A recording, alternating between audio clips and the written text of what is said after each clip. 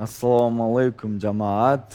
Assalomu alaykum Qozog'iston, Tojikiston, Turkmaniston, O'zbekiston. Ramazon muborak. Endi ruscha bilmayman, o'zbekcha gapiraman. Uzr, avvalambor. Tushungan tushunadi, tushunmagan o'zi bilan. Birinchi boy chiroyli o'tkazdik. Alhamdulillah, Allohga behisob shukrlar bo'lsin. Menga g'alaba muhim edi.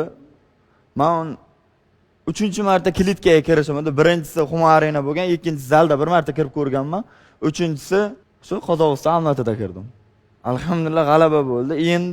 Endi bu yog'iga Xudo xolasa, inshaalloh sekin yurish davom etamiz. Hozir menga Erkabulanning kamari muhim emas. Erkabulan kamar muhim emas. Ne interesda? Keyin qarchi.